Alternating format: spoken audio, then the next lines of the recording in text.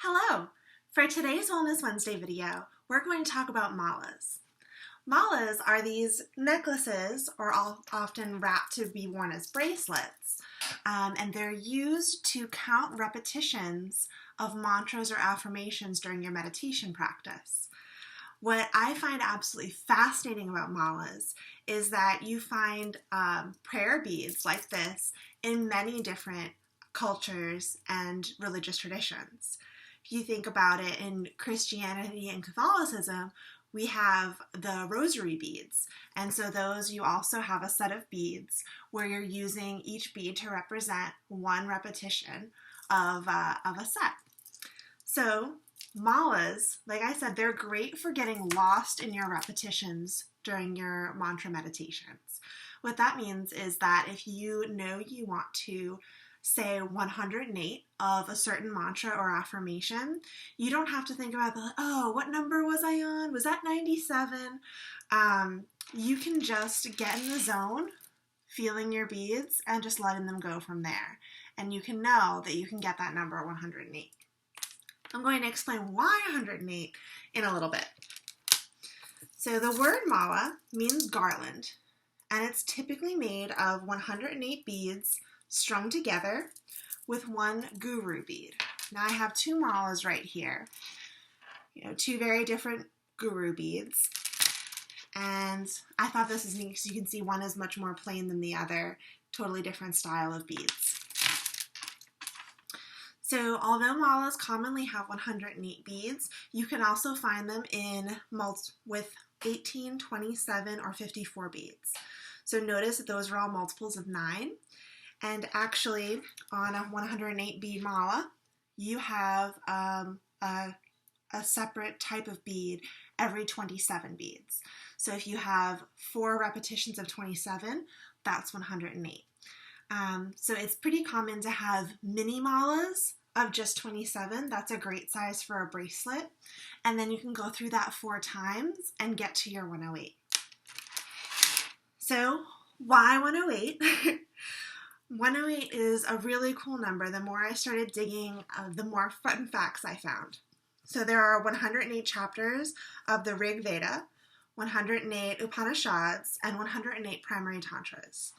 All of those texts are written in Sanskrit, which is a language comprised of 54 letters, each with a masculine and feminine form. 54 times 2 is 108. In Ayurveda, there are 108 sacred places in the body. And this is my favorite fact. The diameter of the sun is approximately 108 times that of the Earth, and the distance from our planet to its solar star, meaning the sun, is on average 108 times the diameter of the sun. Now, the ancient folks working with the number 108 would not have had any access to that really cool astrological math. Astronomical, whatever, the math. So, I mentioned before the guru bead. So the guru bead is going to be sometimes larger or different. You can see this one sort of pokes out a little bit. And this one actually not only pokes out, but also has some dangly pieces of citrine. So the guru bead is used to keep track of when you've repeated your 108 repetitions. So when you get to that point on your mala, it'll feel different. So when you reach the end, if you'd like to repeat, you're going to reverse direction so that you're not crossing over the guru bead. So as you do your repetitions, going through counting one at a time, eventually you're going to get to the point where you get to the guru bead, and then you're going to reverse direction and travel the opposite way. So we're not meant to cross the guru bead because it represents the absolute or supreme consciousness. So how do you use the mala? I've sort of alluded to this a little bit. As I said before, it's used to really lose yourself in chanting or repeating a specific mantra or affirmation. So to meditate with your mala, what you're going to do is find a nice comfortable place to sit, and then you hold the mala in your right hand, starting with the guru bead. You then use the thumb to pull each bead forward. So you're feeling with your thumb for each new bead, and as you go through it, you're going to be repeating that mantra on each bead. I also heard about a really cool mala meditation where you just focus on an inhale and an exhale for each bead, and that just sounds beautiful and calming. So again, when you get to the guru bead coming all the way around, you would then reverse direction if you want to continue. So the materials, again, wooden beads are fairly common. So you can see this one has nice smooth wooden beads.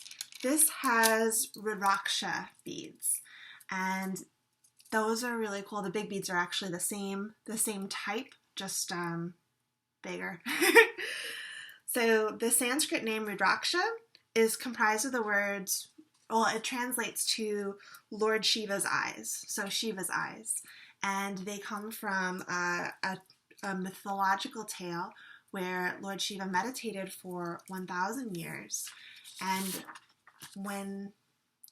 he meditated for 1,000 years for the benefit of all beings. And upon opening his eyes, teardrops rolled down his face and landed on the earth, and then took form as a sacred rudraksha tree. So there's a lot of symbology behind these beads. They've been worn and used for meditation primarily by Asian yogis and monks, and there are a lot of really cool vibes that go along with them. They're said to be able to help calm the body even beyond the meditations that you're doing. Just having them near you can have those calming effects.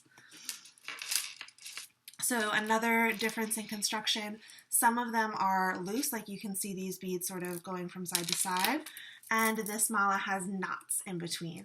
So either way, whatever, it's usually personal preference. In addition to the wooden beads or the seed beads, you can find malas made from crystals.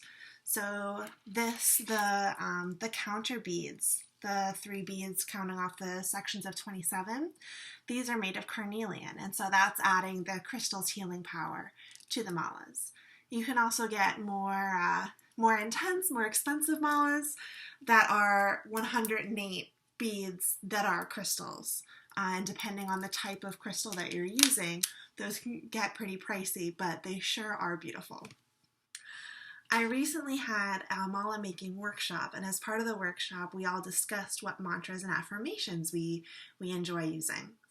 So I'll start off with some of my favorites.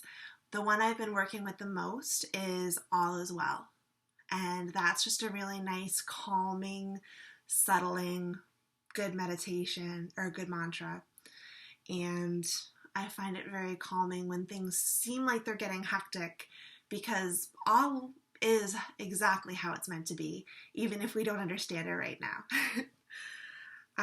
Some other great ones, Om Namah Shivaya, and that would be a really cool one to use with the Rudraksha mala, because that is a mantra invoking the protection of Shiva, and these are Shiva's tears. Somebody said that I had 2 different people with sort of similar affirmations, which I thought was cool.